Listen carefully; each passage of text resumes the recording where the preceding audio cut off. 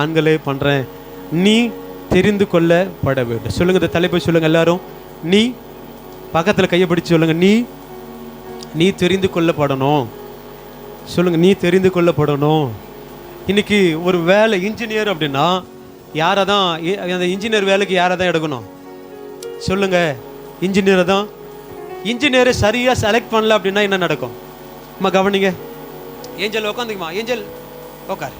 சரி, கவனிக்கணும், கவனிங்க. இன்ஜினியரை சரியாக செலக்ட் பண்ணல அப்படின்னா அதோட விளைவு என்னவா இருக்கும்? என்னம்மா? பெரும் ஆபத்து. சொல்லுங்க, இன்ஜினியரை சரியாக செலக்ட் பண்ணல என்ன நடக்கும்? சொல்லு. இன்ஜினியர் கொத்தனாரு சரியா நீ செலக்ட் பண்ணலன்னா அதோட வீடு கட்டிட்ட அப்படின்னா என்ன நடக்கும்? கடைசியில் பார்த்தீங்க அப்படின்னா ஒரு சைடை முறிக்கின்னு போவோம். இதுக்கு முன்னாடியெல்லாம் இப்போ கொஞ்சம் தேடிட்டாங்க நிறைய பேர். ஒரு சைடாக அந்த கண்ணாரெலாம் பார்த்தீங்கன்னா இப்படி இப்படி இருக்கும், ஸ்ட்ரைட்டாக வர வேண்டிய கண்ணாரு. இப்போ டாக்டரை சரியாக செலக்ட் பண்ணல அப்படின்னா என்ன நடக்கும்? அவரும் ஊசி தான் போடுவார், 4 மாத்திரை 10 மாத்திரை கூட கொடுப்பாரு. ஆனால் நிறைய பேருக்கு என்ன போகாது, நல்லா ஆகாது. நிறைய பேர் சீக்கிரமாகவே போயிடுவாங்க. அப்போது தெரிந்து கொள்ளப்படுதலில் சரியாக தெரிந்து கொள்ளணும். ஒரு ஒரு ஒரு ஒரு துறை அப்படின்னா அந்த துறைக்கான சரியான ஆளை தேர்ந்தெடுத்தாதான் அந்த துறை டெவலப் ஆகும். அந்த துறைக்கு சம்மந்தப்பட்ட சில காரியங்களை, அணுகுமுறை, அதில் சில பிளான் பண்ணுறதெல்லாம் சரியாக இருக்கும். அப்போ கர்த்தருடைய பிள்ளைகளும் தெரிந்து கொள்ளப்பட்டிருக்கிறாங்களா அப்படின்றத நம்ம யோசிக்கணும். ஆண்டவர் நம்ம அழைச்சிருக்கிறாரா? ஆண்டவர் தான் என்ன தெரிஞ்சிருக்கிறாரா? இல்லை நானே இப்போ சபையில் இடம் காலியாக இருக்குதுன்னு வந்து உட்காந்துட்டு இருக்கிறேன் அப்படின்னா இல்லை. நீங்கள் இடம் காலியாக இருக்குது, சும்மா பொழுது போல, சும்மா நேரம் இல்லை, அதனால நான் சபையில் வந்து உட்காந்துட்டு இருக்கிறேன் அப்படின்னா அன்னைக்கு ஆராதிக்கிற ஆராதனை உனக்கு பிரயோஜனமாக இருக்காது. அன்னைக்கு பிரசங்கிக்கிற வார்த்தை உனக்கு பிரயோஜனமாக இருக்காது. நீ தெரிந்து கொள்ளப்பட்டு இருந்தா இது ஒரு வார்த்தை பேசினாலும் அந்த வார்த்தை உனக்குள்ள கிரியை செய்ய ஆரம்பிக்கும். அப்போ நீங்கள் ஆலயத்தில் வந்து உட்கார்ந்துட்டு இருக்கிற அநேக கர்த்தருடைய பிள்ளைகள் ஆண்டவர் என்னை தெரிந்து கொண்டிருக்கிறாரா என்கிற கேள்விக்குறி நமக்குள்ள வரணும். அப்போ இந்த வாரத்துக்குரிய தலைப்பு என்ன? நீ தெரிந்து கொள்ளப்பட வேண்டும். சில நீ தெரிந்து கொள்ளப்பட்டாதான் அதை சரியாக நீ செஞ்சுட்டு இருப்பேன். இப்போ கிப்சன் இதுக்கு முன்னாடி வந்துட்டு இருந்தார், ஆலயத்துக்கு வந்தார், போனார். ஆனால் சில பொறுப்புகளை கொடுக்கும்போது இது வரைக்கும் சரியாக தான் இருக்கிறார். ஆல்ரெடி இப்போ செட்டு போகிறதெல்லாம் செட்டு போடுவா அப்படின்னும் பெருக்கி போகிறதில்ல அப்படியே. அப்போ அவர் சரியாக வராரு. நான் வர முடியாத நேரத்தில் நான் என்ன பண்ணேன் அப்படின்னா வியாழக்கிழமை சனிக்கிழமை ஜெபத்தை என்ன பண்ணு சொல்லுங்க, கொஞ்சம் நடத்துப்பா. அப்போ தெரிந்து கொள்ளப்படுதலில் முக்கியம் என்ன தெரியுமா? ஆண்டவனை தெரிந்து கொண்டாரு அப்படின்றதுக்கு முதல் அதனுடைய வழி என்ன தெரியுமா? எதுக்கு ஆண்டவனை தெரிந்து கொண்டாரோ அந்த தெரிந்து கொள்ளல நீ சரியா ஓடிக்கிட்டே இரு. அது எத்தனை வருஷமானா போட்டோம், அது எத்தனை மாசமானா போட்டோம், ஆண்டவர் இதுக்காக தான் தெரிஞ்சிருக்கிறாருங்க. இந்த ஒரு விஷயத்துக்காக தான் ஆண்டவரை தெரிஞ்சிருக்கிறார் அப்படின்னா அந்த தெரிந்து கொள்ளதில்லை. ஒருவேளை நீங்கள் அதை கற்றுக்கொள்ளாமல் கூட இருக்கலாம், அது சரியாக புரிந்து கொள்ளாமல் கூட இருக்கலாம், அது எப்படி அணுகணும்னு கூட தெரியாமல் இருக்கலாம். ஆனால் அதை தேடி அது எப்படி ஓடணுமோ, எதை செய்யணுமோ, எதை சரிப்படுத்தணுமோ அந்த தெரிந்து கொள்ளதில்லை. நீ சரியாக ஓடினாதான் அடுத்து அடுத்து அடுத்து அடுத்து ஆசீர்வாதம். தெரிந்து கொண்டுட்டாரு, சர்ச்சுக்கு வந்தோம் உட்கார்ந்தோம் போகிறோம் அப்படின்னா அது அது அது இல்லை. தெரிந்து கொள்ளுதலின் முழுமை என்ன தெரியுமா? அது எதுக்கு ஆண்டவர் தெரிந்து கொண்டாரோ அது நீ சரியா 100% எல்லாவற்றிலும். அதுதான் ஒரு கிறிஸ்தவ வாழ்க்கை என்பது. பைபிள் மாத்திரம் படிக்கிறேங்க, அது மட்டும் போராது. நான் ஜபம் மட்டும் படிக்கிறேன், ஜபம் மட்டும் பண்ணிட்டே இருக்கிறேன், போராது. நான் நேரம் கிடைக்கும் போதெல்லாம் ஆண்டவர் துதிக்கிறேன், அது மட்டும் போராது. நான் பரிசுத்தமாக இருக்கிறேங்க, ஜபம் கிடையாது, பைபிள் படிக்கிறது இல்லை, ஆனால் பரிசுத்தமாக மாத்திரம் வாழறேன். பரிசுத்தமும் கிடையாது, ஆனால் உலகத்தில் நான் சாட்சியாக, நான் தான் கிறிஸ்தவ பிள்ளை என்பதை நான் சாட்சியாக வாழறேன். இல்லை, கிறிஸ்தவ வாழ்க்கை என்பது எல்லாவற்றையும் சரியாக இருக்கணும். அதை பவுல் சொல்றாரு, நீ தேறின புருஷர்களாக இருக்கணும். அப்போ அதுதான் கிறிஸ்தவ வாழ்க்கை. அப்போ சபைக்கு வர நீ வர்றதுனால நீ அது சரியா இல்லை. ஆண்டவர் நம்மை தெரிந்து கொண்டிருக்கிறாரா? எதுக்கு ஆண்டவர் நம்மை தெரிந்து கொண்டிருக்கிறாரோ அந்த தெரிந்து கொள்ளுதல சரியா புரிஞ்சுக்கணும். 10 வருஷம் 5 வருஷம் 2 வருஷம் 1 வருஷம் எதுக்கு ஆண்டவர் தெரிஞ்சுக்கிட்டாருன்னே தெரியாது, எதுக்கு ஆண்டவனை அழைச்சாருன்னே தெரியாது. ஆனால் நாமும் மற்றவங்களை போல சபையில் வந்து உட்காந்துட்டே இருக்கோம். இந்த வார்த்தை சொல்லுது, நீ தெரிந்து கொள்ளப்பட வேண்டும். அதுதான் 65ஆம் சங்கீதம் 4வது வசனத்தை வேகமாக வாசிங்க. 65 4வது வசனம். முதல்ல ஆண்டவர் நம்மை தெரிந்து கொண்டதின் நோக்கம் அவருடைய ஆலயத்தில் வாசமாய் இருக்கும்படி. போதும், வாசிக்கலாம். முதல்ல சபையே நீ தெரிந்து கொள்ளப்பட வேண்டும் என்கிற தலைப்பின் கீழாக வேத வசனம் சொல்லுது, அவருடைய பிரகாரங்களில் வாசமாய் இருப்பதற்கு நீ தெரிந்து கொள்ளப்பட்டிருக்கிற. முதல் நோக்கம் ஆலயத்தில் நீ வாசமாய் இருக்கணும். சொல்லுங்க, எங்க வாசமா இருக்கணும்? இதுதாங்க நமக்கு முக்கியம். இந்த ஆலயம் தான் நம்ம உயிர்ப்பிக்கிற இடம். இந்த ஆலயம் தான் நம்ம மேலோங்கி வளர செய்கிற இடம். இந்த ஆலயம் தான் வறட்சியான வாழ்க்கையில வனாந்தரத்தை செழிப்பாய் மாற்றுகிற இந்த இடம். இதுக்கு தான் ஆண்டவர் தெரிந்து கொண்டிருக்கிறார், அவருடைய பிரகாரங்களில் வாசமாய் இருப்பதற்கு. ஆலயம், இந்த ஆலயம் இங்க தான் அநேக சாபத்துக்கு நிவர்த்தி ஆக்குற இடம். இந்த ஆலயம் தான் எத்தனை வருஷத்தின் கட்டுகளாக இருந்தாலும் விடுவிக்கிற ஒரு இடம் ஆலயம். அப்ப இந்த ஆலயத்துல நம்ம வாசமாய் இருப்பதற்கு தான் ஆண்டவர் உங்களையும் என்னையும் தெரிஞ்சிருக்கிறார். அப்ப ஆலயம், இப்ப ஆலயத்துக்கு வரோம், இது சரியா? ஆலயத்துக்கு வருது, இது சரியா அப்படின்னா, ஆலயத்துக்கு வருவது சரியல்ல, நேரத்தோடு வருவது தான் சரி. ஒரு விஷயம் இதையும் நானும் வந்துட்டேன் அப்படி இல்லை. நான் ஸ்தோத்திரம் சொல்லும் போது ஆரம்பிக்கும் போதே நான் வந்து உட்கார்ந்துட்டுங்க. இதுதான் பூர்த்தி, இதுதான் முழுமை. அப்ப ஆண்டவர் நம்மை அழைத்த அழைப்பின் முதல் தெரிந்து கொள்ளதின் நோக்கம் அப்படி பிரகாரங்களில் நிவாசமா இருக்கும்படி. அதுக்கு தான் உன்னை தெரிஞ்சுக்கிட்டேன். ஆனா அந்த பேசிக்கே நீங்க நிறைய பேர் என்ன பண்ணிட்டு இருக்கோம், இதுலயே அறகுறை, இதுலயே ஃபெயிலியர். பேசிக்கே இங்க வந்தாதான் நீ ஜெபிக்க கற்றுக்கொள்ளுகிற இடம், ஆராதிக்க கற்றுக்கொள்ளுகிற இடம், கர்த்தருடைய வார்த்தையை கேட்கிற இடம், இதுதான் பிரசன்னத்தை பெற்றுக்கொள்ளுகிற இடம், ஆவியில நிரம்புகிற இடம், நம்ம இருதயத்தின் எல்லா கவலைகளையும் மாற்றி நம்ம திருப்தியாய் அனுப்புகிற இடம். இதுலயே நீ முழுமையா சரியா வரல அப்படின்னா, அப்ப எங்க நமக்கு ஆசீர்வாதம் வரும்? எங்க நமக்கு அதுக்கான விடுதலை வரும் அப்படின்னா வர. அப்போ வாசிங்க அதை தொடர்ந்து. நீ தெரிந்து கொண்டு சேர்த்து கொள்ளுகிறவன் பாக்கியவான், உம்முடைய பரிசுத்த ஆலயமாகிய இந்த வீட்டின் நன்மையினால். எனக்கு எத்தனை பேர் திருப்தி ஆகிறோம் அப்படின்னா, இல்லை, திருப்தி இல்லை. கவலையோடு வரும், கண்ணீரோடு வரும், துக்கத்தோடு வரும். அதே தான் அப்படியே எடுத்துட்டு போறோம். காரணம், இன்னைக்கு ஆலயத்தின் நன்மை, இந்த ஆலயத்தின் நன்மை இது ஏன் அநேக பேருக்கு இல்லை அப்படின்னா, அந்த வார்த்தை சொல்லுது வாசமா இல்லை. இப்போ ஒரு ஒரு ஒரு ஒரு வீடு நமக்கு எல்லாருக்குமே தெரியல, ஒரு பஞ்சாயத்தில் வீடு கேட்குறோம் வச்சுங்க, அந்த இடம் காலி இடம். அப்போ அங்கே வீடு கொடுக்கணும் அப்படின்னா என்ன பண்ணணும் சொல்லுங்க பார்க்கலாம்? ஒரு காலி இடம், அங்கே ஒரு தலைவர்கிட்ட போயிட்டு ஒரு வீடு கொடுங்கன்னு நம்ம கேட்கணும்னு வச்சுங்க. அப்போ அந்த இடத்த என்னென்ன பண்ணணும் சொல்லுங்க? என்னென்ன பண்ணணும் அந்த இடத்த? ஒரு வீடு கட்டணும்னு கேட்கறோம்னு வச்சுங்களேன். அப்போ அந்த காலி இடத்துல அவங்க வீடு கொடுறதுக்கு நம்ம என்னென்ன பண்ணணும் அப்படின்னா, அந்த இடத்த சுத்தம் பண்ணி அட்லீஸ்ட் ஒரு கொட்டை ஆகிலும் போடணும், ஒரு சின்னதாக கொட்டாவன்னு போடணும். ரெண்டாவது, நீ அடுப்பு பற்ற வச்சு பொங்கி சாப்பிட்ற மாதிரி அதுக்கான பாத்திரம் இருக்கணும். ரெண்டாவது, அவங்க வந்து பார்க்கும்போது யாராச்சும் ஒருத்தராச்சும் அந்த வீட்டில் இருக்கணும். ஆமாவா இல்லையா? நீ காலியாக இருக்கும், அது மரமாக இருக்கும், செடியாக இருக்கும், புல்லாக இருக்கும், அதில் பாதையே இருக்காது அப்படின்னா, உனக்கு வீடு கொடுக்கணும்னு நினைக்கிறவங்க இது ஆள் இருக்கிற மாதிரியே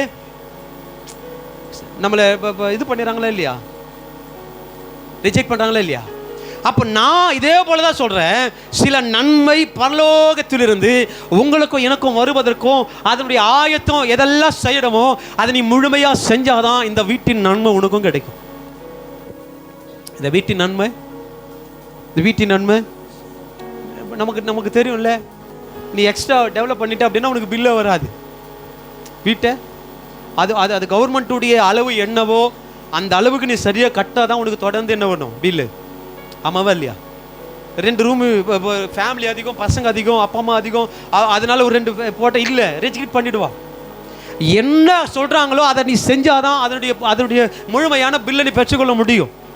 இதே போலதான் ஆண்டவருடைய ஆலயத்தின் நன்மையை நீங்க பெற்றுக் கொள்வதற்கு இதில் நீ எப்படி வாசமா இருக்கணுமோ அப்படி இருந்தாதான் உனக்கு நன்மை.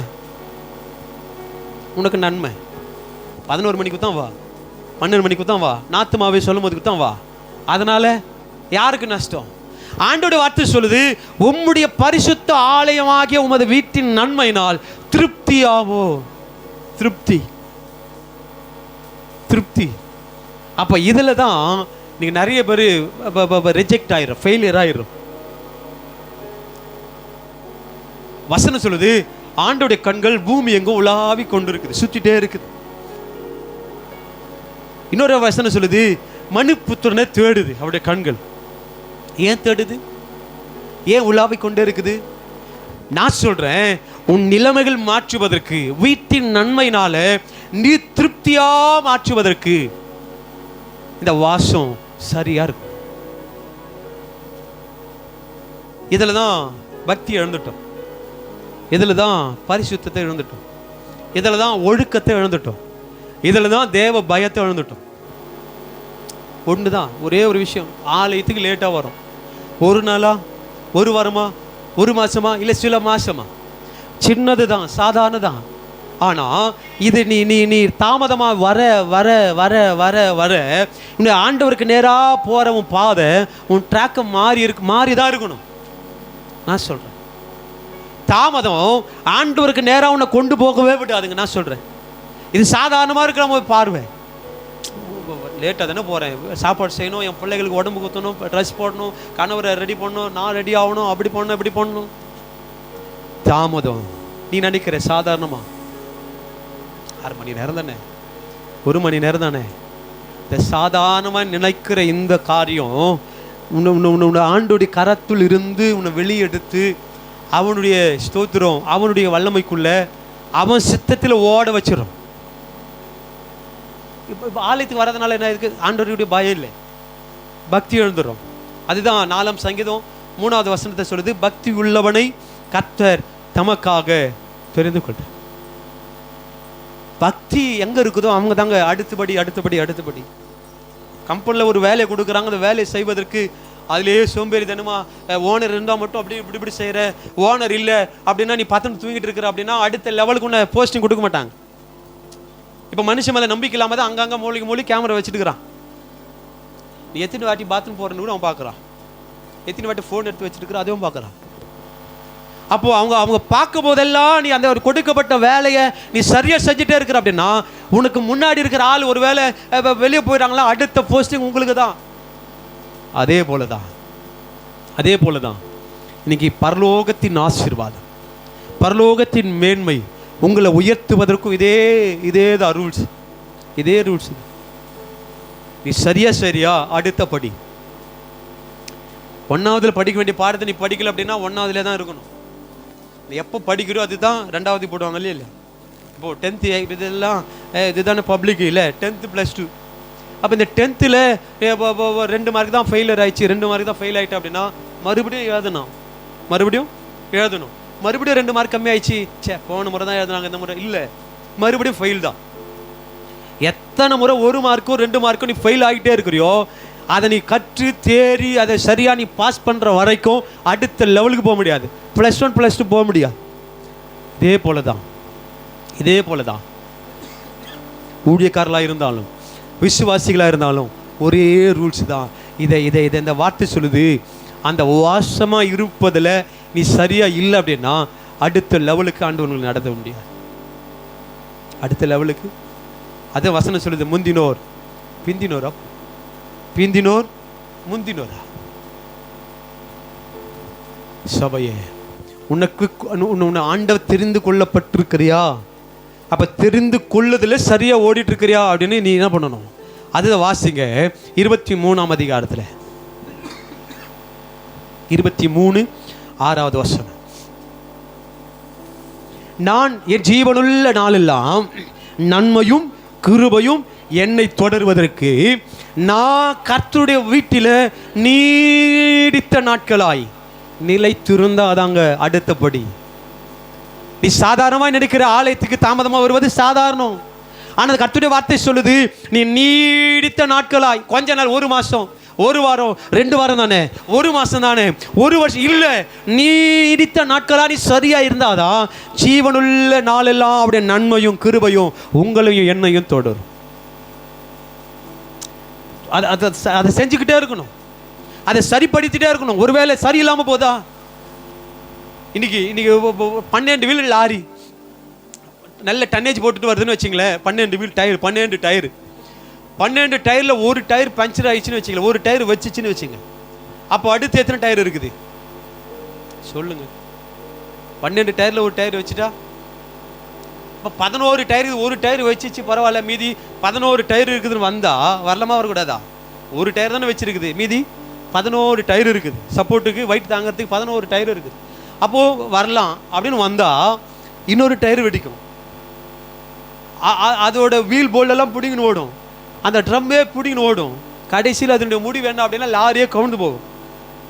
இதே போல தான் ஒரு விஷயம் தானே, ஒன்று தானே, சின்னது தானே அப்படின்னு நீ நினைக்கிற. ஆனால் இதனுடைய விளைவு இது இது இது இது அப்படியே தொடர தொடர தொடர தொடர வாழ்க்கையே தலைகீழாக மாற்றி போட்டுது. நம்ம நம்ம நம்ம லெவல், நம்ம அழைப்பினுடைய வருஷம், நாட்கள், அனுபவம் ஆண்டவர் எங்கேயோ நம்ம கொண்டு போய் வச்சிருக்கணும். எங்கேயோ நம்ம ஊழியத்துக்கு ஆண்டவர் வேறு இடத்துல நம்ம கொண்டு போய் வச்சிருக்கணும். நம்ம ஜப வீரர்களாக நம்ம எழுப்பி இருக்கணும், நம்ம ஆராதனை வீரர்களாக எழுப்பி இருக்கணும், பிரசங்கியாராக எழுப்பி இருக்கணும். ஆனால் இன்னைக்கு நீடித்த நாட்களாய் நம்ம இங்கே வாசமாக இல்லாததுனால அப்படின்னா இருக்கிறோம் ஆனால் தாமதமாக வந்து உட்காரோம். நான் சொல்கிறேன், இந்த வார்த்தை நன்மையும் கிருபையும் உங்களை தொடருவதற்கு இங்கே சரியா நீ இருந்தால் மட்டும்தான் உன்னை தொடரும். இங்கே சரியில்லை, ஆலயத்தை வந்து உட்காரதுக்கு வீட்டில் டிவி பார்த்துட்டு இருக்கிற, எதிர்விட்ட கூட்ட சும்மா தேவையில்லாத கதை பேசிட்டு இருக்கிற, சும்மா அவங்களே போகிறாங்க அவங்கள கூப்பிட்டு பேசிட்டு இருக்கிற, இங்கே ஆலயம் நேரம் போய்கிட்டு இருக்கிற ஒரு பயம் இல்லாமல் நீ செய்கிற ஒவ்வொரு காரியத்தையும் ஆண்டவர் பரலோகம்னு பார்த்துட்டே தான் இருக்குது. பரலோகம் போன வாரம் சாட்சி சொன்னாங்கல்ல, கிளம்பிட்டாங்க, வர வேண்டிய கிளம்பிட்டாங்க, சர்ச்சுக்கு போகணும் கிளம்பியாச்சு, வரணும் தானே. நான் சொல்கிறேன், சர்ச்சுக்கு போகணும் நீ கிளம்பிச்ச அப்படின்னா, சர்ச்சுக்கு இன்னைக்கு வாரம் போகணும்னு நீ நினைச்சிட்ட அப்படின்னா தேவையில்லாத ப்ரோக்ராம் நீ போடக்கூடாது. தேவையில்லாத ப்ரோக்ராம் என்ன பண்ணக்கூடாது. சர்ச்சுக்கு நிறைய பேர் கிளம்பிட்டு கூட துணி துவைக்கிறவங்க இருக்கிறாங்க, கிளம்பிட்டு சாப்பாடு செய்யறவங்க நிறைய பேர் இருக்கிறாங்க. நான் சொல்றேன், 9:30 மணி ஆராதனையா, அதை முழுமை நீ படுத்தும் வரைக்கும் உன் வாழ்க்கையில் ஒரு வித்தியாசத்தை நீ பார்க்கவே முடியாது. பரிசுத்தத்தை எழுந்துருவேன், பக்தி எழுந்துருவேன், ஆண்டோடைய பயத்தை எழுந்துருவேன். அடுத்து அடுத்து அடுத்து ஆண்டவரை தேடுகிற எண்ணம் உனக்குள்ள வரவே வராது. நீ என்ன பண்ணிட்டு இருக்க, வீட்டில் உட்காந்து தூங்கிட்டு இருப்பேன், வீட்டில் உட்காந்து டிவி பார்த்துட்டு இருப்பேன். உனக்கு சர்ச்சைக்கு வரணுங்கிற எண்ணமே உனக்கு என்ன பண்ணாது. இஸ்ரவேல் ஜனங்க என்ன சொன்னாங்க, பார்வோன் கிட்ட போய் என்ன கேட்டாங்க, ரொம்ப கடினமாக இருக்குதுங்க, ரொம்ப கஷ்டம், வேலை செய்யவே முடியல, கொஞ்சம் கூலி என்ன பண்ணுங்க, கொஞ்சம் சேர்த்து கொடுங்கன்னு கேட்டாங்க. சொல்லுங்க, என்ன கேட்டாங்க? ரொம்ப கடினங்க, இந்த மண் என்னால் சுமக்க முடியல, இது எங்களால் என்ன பண்ண முடியல, செய்ய முடியல, அதனால நீங்கள் என்ன பண்ணுங்க, கொஞ்சம் கூலியை ஏற்றி கொடுங்க. என்ன பண்ணல, அவங்க கேட்கலையே. அவங்க கேட்டதெல்லாம் ஒரே ஒரு காரியம்தான், எங்கள் தேவனை ஆராதிக்க விடுங்க. எங்கள் தேவனை ஆராதிப்பதற்கு கொஞ்ச நேரம் யோசித்து பாருங்க. ரொம்ப கடினம், வெயிலில் மழையில் வேலை செய்யணும், அடிமை. ஆனால் அவங்க கொஞ்சம் எஜமான் கொஞ்சம் கூலி கொடுத்துட்டா போதும், எங்கள் ஆண்டவரை ஆராதிக்க தேவையே இல்லை. எத்தனை மணி நேரம்னா சொல்லு, நான் வேலை செய்கிறேன், நீ கூலி சரியாக தான் கொடுக்குற, இன்னும் கொஞ்சம் சேர்த்து கொடுத்தா நான் கஷ்டம் இல்லாமல் என்ன பண்ணுவேன், வேலை செய்வேன்னு கேட்கல. அவங்க கேட்ட ஒரே ஒரு வார்த்தை, கேட்குறதெல்லாம் ஒரே வார்த்தை, எங்கள் தேவனை ஆராதிக்க விடும். கஷ்டப்படுறவங்களுக்கு தாங்க தேவன் இல்லை. யோசித்து பாருங்க, கஷ்டப்பட்டு இருக்கிறாங்க, அவங்களுக்கு எதுக்கு தேவன் கஷ்டப்பட வைக்கிறாரு? அவங்களுக்கு எதுக்கு தேவன், எதுக்கு ஆண்டவர் ஆராதிக்கணும் அப்படி என்கிற எண்ணம் உங்களுக்கு வரல. யோசித்து பாருங்க, இவங்க எண்ணமெல்லாம் என் தேவனை எப்போ ஆராதிக்க போற, கொஞ்ச நேரம் எப்போ கிடைக்க போகுது, ஆண்டவர் ஏசப்பான்னு கூப்பிடுறதுக்கு கொஞ்ச நேரம். இதனால தான் மோசே கிட்ட சொல்றாரு, ஆளோட்டிகளின் நிமித்தமா என் ஜனங்கள் கூப்பிடுக்கிற சத்தம் கூக்குறு நான் என்ன பண்ணியிருக்கிறேன், கேட்டிருக்கிறேன். உன் எண்ணம் தாங்க. அவங்க ஜெபிக்கவே இல்லை, அவங்க போய் ஆண்டவர் ஆராதிக்கணும் இல்லவே இல்லை. அவங்க நினைக்கிறாங்க ஆண்டவரே அப்படின்னு கூப்பிடுறது கொஞ்சம் நேரம். அந்த நேரம், அந்த சத்தத்தை ஆண்டவர் கேட்கிறாரு. அந்த அடிமைத்தனத்தை மாற்றுவதற்கு, மோசையை தெரிந்து கொள்வதற்கு தான் நான் சொல்றேன், இந்த அற்பமா எண்ணப்படுகிற இந்த நேரம் 9:30 மணிக்கு போல என்னாச்சு அப்படின்னு நினைக்கிறேன். இவங்க ஆண்டவர் ஆராதிக்கும்னு நினைச்ச அந்த எண்ணம் அடிமைத்தனத்தையே மாற்றியாச்சு. அடிமைத்தனத்தையே பார்வோன் என்ன நினைக்கிறாரு, ஆண்டவர் ஆராதிக்குன்னு சொல்றாங்க. அப்போ ஒரு வேலை இவங்களுக்கு அந்த வேலை கொஞ்சம் ஈஸியா இருக்குதுன்னு நினைக்கிறேன். இன்னும் கொஞ்சம் என்ன பண்ணு, சுமைகளை இன்னும் கொஞ்சம் கஷ்டத்தை இன்னும் கொஞ்சம். சபையே, ஆராதிப்பதில், ஆலயத்துக்கு வருவதில் நீ தெரிந்து கொள்ளப்பட்டிருக்கிற ஜனம், நீ சரியா அதை முழுமைப்படுத்தாத வரைக்கும் நான் சொல்றேன், மாற வேண்டியது மாறாது. மாற வேண்டியது, அழைத்தவர் நடத்திட்டே வராருங்க. அழைத்தவர் நடத்திட்டே வரார். அது முறுமுறுக்கிறாங்க, குறை சொல்றாங்க, திட்டுறாங்க, ஆனாலும் அழைத்தவர் நடத்திட்டு தானே வரார். நான் சொல்றேன், நீ சாதாரணமாக நினைக்கிற அந்த வார்த்தை சொல்லுது. வாசிக்க திரும்ப. ஆமென். அதை வாசிங்க. 23:6 என் ஜீவனுள்ள நாளெல்லாம் நன்மையும் கிருபையும் உங்களை தொடருவதற்கு சபையில நிலைத்திருங்க. சபையில நிலைத்திருங்க. சபையில நிலைத்திருங்க. சபையில போய் நிலைத்திருங்க. ஆண்டவர் ஆராதிக்கணும் எண்ணம் உனக்குள்ள வராத வரைக்கும், அந்த உணர்வு வராத வரைக்கும் நீ வெறுமைதான். இது கர்த்தருக்குரிய நேரம் அப்படி என்கிற ஒரு உணர்வு உன்னை தூண்டப்படலை அப்படின்னா இன்னும் நீ சாதாரண மனுஷனாவே இருக்கிற கர்த்தருடைய பிள்ளையா மாறலன்னு அர்த்தம். மாறவே இல்லை. நான் சொல்றேன், இந்த வார்த்தை அவருடைய பிரகாரங்களில் ஆலயத்தில் வாசமாக இருப்பதற்கு தான் உங்களை ஆண்டவர் தெரிந்து கொண்டிருக்கிறாரே தவிர, அதுக்கு தான் ஆண்டவர் அழிச்சிருக்கிறாரே தவிர, அதுக்கு தான் உன் சூழ்நிலையை மாற்றி, உன் அடிமைத்தனத்தை மாற்றி, உன் பாவத்தை மாற்றி, உன் சத்துருக்களை உனக்கு விரோதமாய் வருகிற எல்லா ஜனங்களுக்கு முன்பதாய் உன்னை நேர்வழியாய் நடத்தி வந்து இதுவரை உங்களை ஜீவனோடு வாழ செய்வது வாசமாக இருப்பதற்கு தான்றி உன் இஷ்டம் போல வாழ்றதுக்கு இல்லை. இஷ்டம் போல உன் தாமதத்தில் நீ தாமதமாக வரல, ஆலயத்துக்கு நீ தாமதமாக வரல, தாமதமாக வருகிற இந்த நேரம் நீ சபைக்கு என்னென்ன சாக்கு போக்கு சொல்றியோ அதே சாக்கு போக்கு மனுஷங்கிட்ட நம்ம சொல்லியிருக்கிறோமா அப்படின்னா சொல்லியிருக்கிறோமா? மனுஷங்கிட்ட சாக்கு போக்கு சொல்லியிருக்கிறோமா? ஆனால் கர்த்தருடைய ஆலயத்துக்கு வருவது மட்டும் நம்ம என்ன பண்ணுறோம்? சொல்லுங்க. வேதம் சொல்லுது, வாசமாக இருப்பதற்கு தான், நீடித்த நாட்களாய் நீ இங்கே வாசமாக இருப்பதற்கு தான் உங்களையும் என்னை ஆண்டவர் தெரிந்திருக்கிறாரே தவிர சண்டேல ப்ரோக்ராம் வச்சுக்கணும்னு ஆண்டவர் சொல்ல. ஆனாலும் என் பிள்ளைங்க கஷ்டப்படுது, 7வது நாள் கொஞ்சம் இலை பாரட்டும் சொல்ல ஆண்டவர் சொல்லையே. ஆண்டோடைய விருப்பமெல்லாம் காத்திருக்கணும். என் சமூகத்தில் என் பிள்ளைங்க என்ன பண்ணணும்? காத்திருக்கணும். என் சமூகத்தில் ஊற்றப்படணும். என் சமூகத்தில் காத்திருக்கணும். அப்போ இதுதான் தெரிந்து கொள்ளப்படுதல் முக்கியமான காரியம். வாசிங்க அது 33ஆம் அதிகாரத்தில். 33ஆம் அதிகாரம் அதோடைய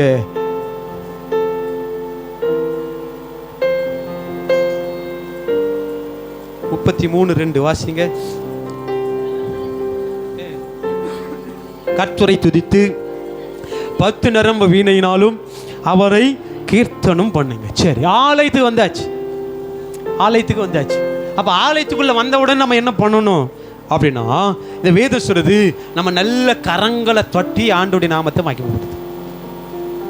ஆண்டவர் கரங்களை கொடுத்தது வேலை செய்வதற்கு மாத்திரம் அல்ல, ஆண்டவர் துதிப்பதற்கும் ஆண்டவர் கரங்களை கொடுக்கிறார்.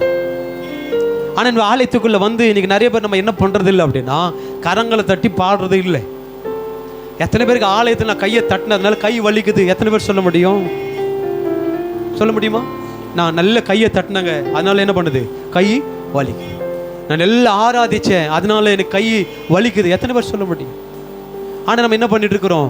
ஆலயத்துக்கு வந்துட்டோம்னு நினைக்கிறோம்.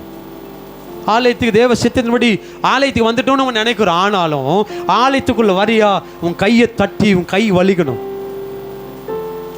நம்ம சபையை விட்டுட்டு போய் அடுத்த சபையில் பாருங்க, கையை தட்டுற சத்தம் சபையில் வெளியில கேட்குது. கையை தட்டுற சத்தம் வெளியில கேட்குது. ஆனால் நம்ம சபையில் மட்டும்தான் கையை தட்டுற சத்தமே கேட்குது. நம்ம அப்டேட் ஆகிட்டோம், ரொம்ப ஸ்டைலாக தட்டுறதுக்கு ஆரம்பிச்சிட்டோம். அப்போ அந்த வார்த்தை சொல்லுது, 10 நரம்பு வீணையினாலும் அவரை கீர்த்தனம் பண்ணு. ஆலயத்துக்குள்ள வர்றது சரியா வரணும். அப்ப சரியா வந்துட்டு ஆலயத்துக்குள்ள சும்மா உட்காந்துட்டு இருக்காத, வேடிக்கை பார்த்துட்டு உட்காந்துட்டு இருக்காத, மற்றவங்க என்ன சொல்றாங்க அதை கேட்கறதுக்கு உட்காந்துட்டு இருக்காது, அவங்க சரியா ராகமா பாடுறாங்களா குறை சொல்றதுக்கு உட்காந்துட்டு இருக்காத, கர்த்தரை கீர்த்தனம் பண்றதுக்கு ஆயத்தமா உட்காரு. சொல்லுங்க, என்ன பண்ணோம்? கர்த்தரை கீர்த்தனம் பண்றதுக்கு ஆயத்தம். ரொம்ப அப்டேட் ஆகிட்டோம். நம்ம சபை எல்லா சபைகளையும் பார்க்கிறோம், அப்டேட் ஆகிட்டோம். நியூ வெர்ஷன் வந்துட்டோம். என்ன வெர்ஷன் வந்துட்டோம்? சொல்லுங்க சொல்லுங்க சொல்லுங்க. எப்படி அப்டேட் ஆகிட்டோம்? எப்படி அப்டேட் ஆகிட்டோம்? ஆண்டுடைய ஜெபத்துக்கு முழங்கால். அதுதான் ஒரே ஒரு காரியத்தை மட்டும் சொல்லிட்டு போகிறேன். இத்தனை வருஷம் அனுபவத்தில், இத்தனை வருஷம் வாழ்க்கையில் ஆண்டவர் நீ செபித்து அந்த விடுதலை பெற்றிருக்கிற அப்படின்னா, ஒருவேளை முழங்காலில் நின்று அதுக்கான பதிலை பெற்றிருக்கிற அப்படின்னா, கடைசி வரைக்கும் உன் ஜெபம் முழங்காலில் தான் நின்று பெற்றுக்கொள்ள முடியும். புரிதுங்களா சொல்றது? உங்க தேவைக்காக முழங்கால ஒரு நாள் போய் ஆண்டவர் சமூகத்தில் முழங்கால படிட்டு ஜெபம் பண்ணுங்க. ஆண்டவர் என் சத்தத்தை கேட்டு விடுவிச்சாரு சொல்றியே, அது கடைசி வரைக்கும் வாழ்க்கையில் இருக்கணும். முழங்கால் படிடுவது ஜெபம் அப்படின்னா நமக்கு ஒரு உணர்வு வரணும், முழங்கால் படிடணும். சொல்லுங்க, ஜெபம்னா முழங்கால் படிடணும். நம்ம அந்த உணர்வு வரணும். ஆனால் நம்ம என்ன நினைக்கிறோம்? சின்ன பிள்ளைங்க தான் முழங்கால் படிடணும். நம்ம என்ன ஆகணும்? கம்ஃபர்டபுளாக உட்காரணும். அப்போ தான் கொஞ்சம் ஃப்ரீயாக சப்ளம் போட்டு உட்காரதுக்கு, அப்போ தான் இன்னும் கொஞ்சம் கம்ஃபர்டபுளாக உட்காரத்துக்கு தான். ஆனால் ஜெபம் முழங்கால முடக்கணும். அப்படி இங்கே ஆலயத்துக்குள்ளே வருவது முதல் ஆயத்தம். ரெண்டாவது கையை தட்டி ஆண்டோட நாமத்தை கீர்த்தனம் பண்ணுவதுக்கு ஆயத்தம், கரங்களை தட்டி. சரி, ஒரு பாட்டு போடுறேன்னு வச்சுங்களேன். ஒரு பாட்டு முடிகிற வரைக்கும் நான் கையை தட்டுறேங்க அப்படின்னு சொல்கிற கூட்டம் ஜனம் குறைவுதான். அந்த பாட்டு முடிகிற வரைக்கும் சொல்லுங்கள், பாட்டு முடிகிற வரைக்கும் நான் நல்ல கையை தட்டி கையை தட்டுவேங்க அப்படின்னு சொல்கிற ஜனம் குறைவு. கையை தட்டாதனால என்ன வருது? நமக்கு நல்ல தூக்கம் வருது. சர்ச்சில் நல்ல தூக்கம் வருது, ஆராதனை நல்ல தூக்கம் வருது. ஆராதனை என்பது ஆண்டவர் நம்மை மகிமைப்படுத்துவது, அபிஷேகத்தில் நிறைய பண்ணுவது, சில வரங்களை ஆராதனை கொடுப்பதற்கு ஆராதிக்கிறோம். ஆனால் நம்ம தான் அப்போ தான் கம்ஃபர்டபுளாக தூங்குறோம். அந்த வார்த்தை சொல்லுது, சுரமண்டலத்தினால். ரெண்டாவது கர்த்தரை துதித்து 10 நரம்பு வீணையினாலும் அவரை கீர்த்தனம். கையை தட்டி வலிக்கணுங்க கர்த்தருடைய சமூகத்தில். சொல்றல வேலை எவ்வளோ கஷ்டம் பாருங்க, கையெல்லாம் காய்ச்சி வருதுன்னு சொல்கிறோமா இல்லையா? ரொம்ப கஷ்டங்க. என் கையை பாரு, மூட்டை தூக்கி கத்தி வெட்டி பூச்சி டைட்டாக பூச்சி கை என்ன பண்ணியிருக்குது. நான் சொல்கிறேன், இங்கே நீ சரியாக தட்ட ஆரம்பித்தா சில காரியங்களை கர்த்தர் மகிமையை அற்புதமாக மாற்ற முடியும். நீ இங்கே முழங்கால் போட ஆரம்பிச்சிட்ட அப்படின்னா, உனக்கு முன்னாடி சிங்கம் தானியலுக்கு முன்னாடி முழங்கால் போட்டது போல உங்களுக்கு முன்னாடி எழும்புகிற ஆயுதங்களை ஆண்டவர் மடங்கடித்து ஆகணும். அப்போ சபை சில ஒழுங்கு தான். சபை என்பது ஒரு பிள்ளைகளுக்கு ஒழுங்கை எங்கே கற்றுக் கொடுக்குறாங்க? இதுக்கு முன்னாடியெல்லாம் இப்படி கை வைக்க சொல்லுவாங்கல்ல, காது எட்டு தான் பாரு அப்படின்னா தான் ஒன்றாவது. இப்போ எல்லாம் நல்லா அது வாய் பேசுதுனாவே ஆரம்பிச்சிடுறாங்க. ஃப்ரீ கேஜி நல்ல வாயுக்குதுங்க, அப்போ ஃப்ரீ கேஜி சேர்த்துரும். அப்போ அங்கேருந்தே ஆரம்பிக்குது பிள்ளைகளுக்கு இப்படி தான் செய்யணும், இப்படி தான் செய்யணும். சபையும் கர்த்தருடைய சமூகத்தில் எப்படி இருக்கணும் என்பதை கற்றுக்கொள்வது தான் சபை. இங்க கற்றுக்கொள்ள தான் நம்ம வரோம். நல்ல கவனிக்கணும். எதுக்கு வரும்? 100 வயசு ஆனவங்களும் சரி, 1 வயசானாலும் சரி, சபை என்பது கற்றுக்கொள்ளுகிற இடமே தவிர நம்ம தேறினவர்கள் நீ எண்ணிட்ட அப்படின்னா நீ கீழே விழுந்துருவேன். அவங்க சொல்லி நான் என்ன கேட்கணும் அப்படின்னு என்ன வந்துச்சு அப்படின்னா, ஆமே நீ தள்ளப்பட்டுருவேன், நீ பரிசுத்தமா வாழ வைக்காது. அப்போ சபை என்பது ஒழுங்க கற்றுக்கொள்ள வரும். நம்ம வாழ்க்கை சீர்படுத்துகிற இடம், நம்முடைய வாழ்க்கை சரிப்படுத்துகிற இடம். அப்ப இதுல நீ கற்றுக்கொள்ள நீ கீழ்ப்படியல அப்படின்னா, நீ கற்றுக்கொள்வதற்கு அந்த வார்த்தையை நீ உள்வாங்கல அப்படின்னா உன் ஜீவியம் மாறாது, நீ புதிய மனுஷனா மாற முடியாது. அப்ப தெரிந்து கொள்ளப்படுதல முதல்ல நீ ஆலயத்துக்கு சரியா வந்திருக்கிற, அதுதான் முதல் டிக் பண்றதுக்கு.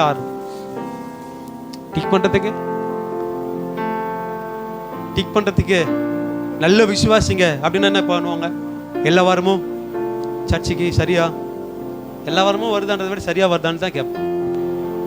அப்ப முதல் டிக்கே நமக்கு எங்க விழுது? சபைக்கு சரியா.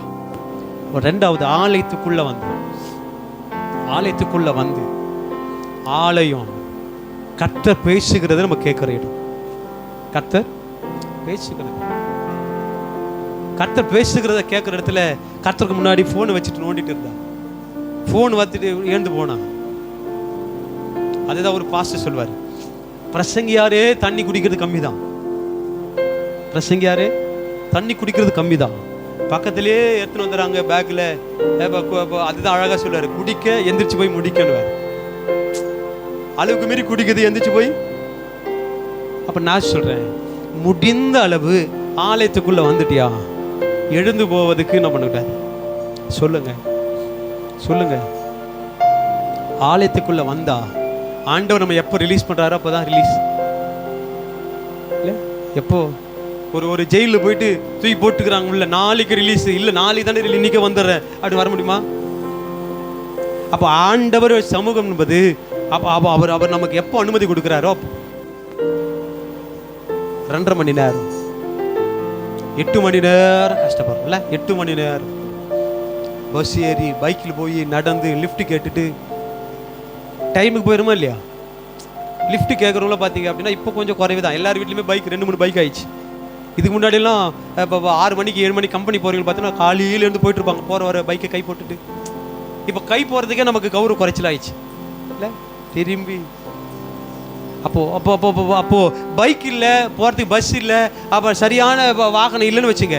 அதுக்கு முன்னாடியே கிளம்பி அப்போ போகிற வர லிஃப்ட் கேட்டுட்டு போயிட்டு கம்பெனிக்கு டைமுக்கு போகிறோம்ல.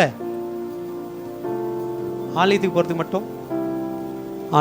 மட்டும் ஒரு 7 மணிக்கு கம்பெனி அப்படின்னு வச்சுங்களேன். இப்போ நம்ம இதில் போய்க்கிறோம், இங்கேருந்து 7 மணிக்கு கம்பெனிக்கு போகணும் அப்படின்னா எத்தனை மணிக்கெல்லாம் போவோம்? 4 மணிக்கெல்லாம், குறைஞ்சபட்சம் 4 மணிக்கெல்லாம் கிளம்பி அப்படியே நடந்து போயிட்டு இருக்கணும். அப்போது குளிர், அப்போ பனி இருந்துச்சு, அப்பவும் குளிர் இருந்துச்சு, அப்பயும் மழை இருந்துச்சு. கோணியை கூட போட்டுட்டு போய்க்கிறோம், தலைமையில கூட போட்டு போயிருக்கோம். ஏன் வேலைக்கு ஆலயத்துக்கு இது மாதிரி ஒரு காரியத்தை செஞ்சு. மழை வருதுங்க, கோடை இல்லை, கவர் போட்டுட்டு சர்ச்சைக்கு வந்துக்கிறோமா? மழை எப்போ நிற்குதோ அப்போ போனால் போதும். நம்ம கவர் போட்டுக்கிறோமா இல்லையா? நான் நிறைய முறை கவர் போட்டுக்கிறேன். ஐயா கவர் போட்டுக்கிறோமா இல்லையா? அனுபவிக்குதா? தலை மட்டும் நினைக்கூடாது, சட்டை கூட என்ன பண்ணலாம், ஆறிடும் போகும்போது ஃபேன் போட்டேன். சர்ச்சைக்கு வரும்போது போட இல்லை, இப்போ கருப்பு கவரே இல்லையான்னு எனக்கு தெரியல. ஆண்டவர் பார்க்குறாரா இல்லையா? அப்போ யாருக்கு முதன்மைப்படுத்துகிறோம், யாரை கனப்படுத்துகிறோம்? நீங்கள் என்ன கனப்படுத்தினாதான் நான் உங்களை சொல்லுங்க. நீங்கள் எந்த அளவுக்கு என்ன கனப்படுத்துறீங்களோ அந்த அளவுக்கு நான் உங்களையும் கனப்படுத்துவேன். அப்போ ஆலயம் என்பது இங்கே தாங்க ஃபஸ்ட்டு நமக்கு ஃப்ரீக்கேஜ் இங்கே தான் ஆரம்பிக்குது. இங்கே தான் பேசிக்கு. பல உயர்வுக்கு போவதுக்கு இங்கே தான் ஆரம்பம். அப்போ வார்த்தை சொல்லுது, நீடித்த நாட்கள். 84 சங்கீதம் 4வது வசனத்தை வாசிங்க. 84 4வது வசனம். உம்முடைய வீட்டில் வாசமா இருக்கிறவர்கள் சபையே பாக்கியவான். அவங்க வேலை என்னங்க? பாக்கியவான். நீ ஆலயத்துக்கு சரியா வரியா? பாக்கியவான். என்ன வேணா இருக்கட்டும்,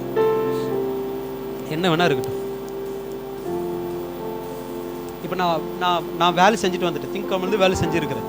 எனக்கு சம்பளம் கொடுக்கணும். இப்போது காலையிலே 9 மணிக்கெல்லாம் வந்துடுங்க அப்படின்னாங்க. எப்பவுமே கிட்டத்தட்ட ஒரு மாதமாக நான் வேலைக்கு போயிட்டுருக்கிறேன். புது இடம். 9 மணிக்கெல்லாம் வந்துடுங்க அப்படின்னாங்க. நான் சொன்ன காரியம் சர்ச்சுக்கு போயிட்டு சர்ச்சு முடிச்சுட்டு 12 மணிக்கு வரேன் அப்படின்ட்டு. எனக்காகவே 4 டிரைவரை வெயிட் பண்ண வைக்கிறாங்க. சர்ச்சு முடிச்சுட்டு நான் சாப்பிட்ணும், ஆனால் போயிடுவேன். எனக்காக அவங்களுக்கும் சம்பளம் கொடுக்காம வெயிட் பண்ணிட்டு இருக்கிறான். நான் ஓட்டுற வண்டியை ஒன்னொருத்தன் வாட்டர் வாஷ் பண்ணி கிரீஸ் வச்சுன்னு இருக்கிறான். நான் சொல்லி அவர் போன வாரம் தான் சொன்னார் ஓனர். அவர் ஞாயிற்றுக்கிழமை சர்ச்சுக்கு போகிறாள், ஞாயிற்றுக்கிழமை வேலை இருந்துச்சு அப்படின்னா அவர் எடுக்க வைக்காதீங்க, வேற யாருன்னா எடுங்க. நான் சொல்கிறேங்க, ஆண்டவருக்கு விட்டாதாங்க, சிலதை விட்டாதான். நீ என்னைக்கு நஷ்டம்னு என்றையோ அன்னைக்கு தாங்க உனக்கு ஆசீர்வாதத்தின் துளிரே விடும். அன்றைக்கி தான் இந்த பசுமை காலம். இப்போல்லாம் பார்த்தீங்க அப்படின்னா செடிகள் என்ன பண்ணோம் அப்படின்னா எல்லா இலையும் கொட்டிடும். வெறும் மரம் மட்டும்தான் இருக்கும், கொட்டிடும். ஆனால் அது வரும்போது ஃப்ரெஷ்ஷாக, அப்போ அது பார்க்கறதுக்கு அவ்வளோ அழகாக இருக்கும். நான் சொல்கிறேன், நீ ஆண்டவருக்காக எதை நஷ்டம்னு விட்டுருக்குறியோ, நேரத்தோடு ஆண்டவருடைய ஆலயத்துக்கு வருவதற்கு எதெல்லாம் நஷ்டம்னு விட்டுறியோ, அப்போ தாங்க ஆசீர்வாதத்தின் துளிர் விட ஆரம்பிக்கும். அப்போ இந்த வார்த்தை சொல்லுது, அவங்க தான் பாக்கியவான். வாசமா இருக்கிறவர்கள் பாக்கியவான். நஷ்டம் என்று விடுகிறவர்கள் பாக்கியவான். இதெல்லாம் லாபம் தான், ஆனாலும் நஷ்டம் விட்டு நீ பாக்கியவான். பாக்கியவான். அவங்க வேலை எப்பவுமே துதிச்சுட்டு. எத்தனை பேர் சர்ச்சில் பிள்ளைங்க விளையாடிட்டு இருக்குதுன்னா ஒன்று போட்டு ஏய் உக்காருன்னு சொல்றேன். எத்தனை பேர் என் செல்ல குட்டி அப்படின்ற அது பின்னாடி என்ன பண்ணுது? அந்த செல்ல குட்டி சர்ச்சுக்கு வரமாட்டேங்குது. ஏய் போ நீ போயா அப்படின்னு. எப்போ இங்கே அதான் சொல்றாங்களே சிலதை ஏமா இப்போ அடிக்க வேணாமா, வீட்டில் போயிட்டு அடிமா. அப்போ சிலதை நான் இதுக்காக சொல்ல, அப்போ சில காரியத்தை பிள்ளை வீட்டில் சொல்லணும். ஏய் சர்ச்சுக்கு போன என்ன பண்ண இப்படிதான் உட்காரு. எங்கள் பசங்களுக்கு கூட இப்போ 20,000 லேப்டாப் வாங்கி வந்து சும்மா உட்காரணும் சர்ச்சில். அம்மா இதாக உட்காரத்துக்கு தான் லேப்டாப் பண்ணிக்கிறாரு. அப்போ நான் சொல்கிறேன், நம்ம கற்றுக் கொடுக்கணும், நாமும் கற்றுக்கணும். பிள்ளைகளை மாத்திரம் சரிப்படணும்னு நினைக்காத, நீயும் சரிப்படும் குடும்பமா. அப்போ அந்த வார்த்தை சொல்லுது, என்ன சொல்லுது? அவங்க பாக்கியவான், வாசமாக இருக்கிறவர்கள் பாக்கியம். அப்போ அந்த வார்த்தை அப்போ நல்லா கவனிக்கணும். வெளிப்படுத்தல் 21:3 வேகமாக சொல்லி முடிக்கிறேன். 21ஆம் அதிகாரம் 3வது வசனம். மேலும் பரலோகத்திலிருந்து உண்டான ஒரு சத்தம் கேட்டேன். அது இதோ மனுஷர்களிடத்திலே தேவனுடைய வாசஸ்தலம் இருக்கிறது, அவர்களிடத்திலே அவர் வாசமாயிருப்பார். எப்ப தெரியுமா? நீ ஆலயத்தில் வாசமாய் இருப்பதற்கு ஒப்பு கொடுக்கும் போது, நீ வாசமாய் இருப்பதற்கு தெரிந்து கொள்ளப்படும் போது, நீ வாசமாய் இருப்பதற்கு உன்னை சரிப்படுத்திக் கொள்ளப்படும் போது வேதம் சொல்லுது, இதோ மனுஷரிடத்திலே தேவனுடைய வாசஸ்தலம் இருக்கிறது, அவர்களிடத்தில் தான் அவர் வாசமாக இருப்பார். உன்னை ஆலயத்துக்கு வருவதற்கு பேசிக்க நீ சரிப்படுத்திக் கொண்ட அப்படின்னா ஆண்டவரே அந்த வார்த்தை சொல்லுது, அவர் வாசமாக இருப்பார் உன்கிட்ட. வாசமா சகை கொஞ்சம் கூட நினச்சி பார்க்கல. ஆண்டவர் நம்ம வீட்டுக்குள்ளே வர போறாரு, நம்ம வீடு ரட்சிக்கப்படும் போது நான் ஆபிரகாமின் குமாரனா மாற போறேன், கொஞ்சம் கூட நினைக்கவே இல்லை. சும்மா பார்த்துட்டு வரல. இதே தான் பார்க்க போனாரு. ஆனால் இவரை பார்க்குற ஜனம் யாராலும் எல்லாம் என்ன சொல்கிறாங்க? ஆண்டவர் சகையின் இடத்துல வீட்டுக்குள்ளே போன உடனே சொல்கிற மனுஷனுடைய வார்த்தை எல்லாம் என்ன அப்படின்னா, பாவியான மனுஷ இடத்துல தங்குமடி போகிறாரு. இப்போ ஆண்டவர் நம்ம வீட்டுக்குள்ளே வந்துட்டான்னு வச்சுங்களேன், அன்னைக்கு பேசின மனுஷன் பாவியான மனுஷனிடத்துல தங்கும்படி போகிறார், அப்போ பேசினா. ஆனால் இப்போ மனுஷன் நம்ம வீட்டுக்குள்ளே ஆண்டவர் வந்துட்டா இப்போ என்ன பேசுவான்னா, அவன் ஒரு தர்தம் முச்சவன், அவன் பணமே இல்லை, வசதியில் ஏழை, அவன் வீட்டுக்கு போகிறத கட்டி நல்ல பங்களா கட்டிருக்கிறேன், ஏன் வீட்டுக்குள்ளே வரட்டுன்னு சொல்லுவான். நான் சொல்கிறேன் சபையே, நீ ஏழையோ பணக்காரனோ, நீ எப்படி இருக்கிற ஆண்டவர் உன்னிடத்தில் வாசமாக இருப்பதற்கு நீ அவருடைய ஆலயத்தில் வாசமாயிரு.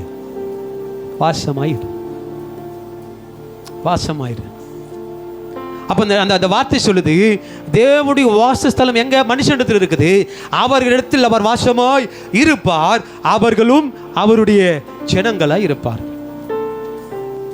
அப்போ எப்பங்க நம்ம ஆண்டோடைய ஜனங்களா ஆண்டோடைய பிள்ளைகளா மாறும் அப்படின்னா, முதல்ல உன் வாழ்க்கை நீ பார்க்கணும். நான் சரியா ஆலயத்துக்கு போறேன்னா, நேரத்தோட ஆலயத்துக்கு போறேன்னா, போய் அங்கே சும்மா தூங்கிட்டு இருக்கிறனா, கையை தட்டி பாடாமல் இருக்கிறனா, ஆராதிக்காமல் இருக்கிறனா, ஜபத்தில் முழங்கால் படியிடாமல் இருக்கிறனா, கர்த்தர் வார்த்தை பிரசங்கிக்கப்படும் போது அந்த வார்த்தை கவனமாக கேட்காம இருக்கிறனா, இல்லை இதெல்லாம் சரியா நான் இருக்கிறேன் என்பதை நீ யோசித்து பார்க்கும்போது இது நீ சரியா இருக்குதியா, அப்போ உங்களால சொல்ல முடியும், நான் தாங்க கர்த்தருடைய பிள்ளையா இருக்கிறேன். அந்த வார்த்தை சொல்லுது, என்ன சொல்லுது? அவர்களும் அவருடைய ஜனங்களாய் இருப்பார். ஆண்டோடைய பிள்ளையே அப்பதான் நீ செலக்ட் ஆகுற. சர்ச்சை, அதுதான் நான் சொல்லுவேன், சர்ச்சைக்கு போறதுனால இல்லை, சரியா போறியா? சர்ச்சைக்கு சரியா போறதுனால இல்லை, சர்ச்சைக்குள்ள என்ன செய்யணும் அதை சரியா என்பதை பார்க்க சரியா. அப்போ சொல்லி முடிக்கிறேன், அந்த வார்த்தை முடிச்சிருக்க. அவருடைய ஜனங்களா இருப்பார்கள், தேவன் தாமே அவர்களோடு கூட இருந்து அவர்களுடைய தேவனாய் இருப்பார். நீ ஜனங்களாய் அவருடைய ஜனங்களா நீ மாறிட்ட அப்படின்னா அவரும் உன் தேவனா மாறிடுவார். அப்போ இப்போ ரெண்டுமே சரியாயிடுச்சு. நம்ம அவருடைய ஜனமா மாறிட்டோம், அவர் நம்முடைய தேவனா மாறி. இப்போ என்ன ஆகும்? நீ கேட்டுக்கொள்ள தொடங்கின போதே, கேட்கறதுக்கு முன்னாடியே உன் தேவையை சந்திக்கிற தகப்பன்.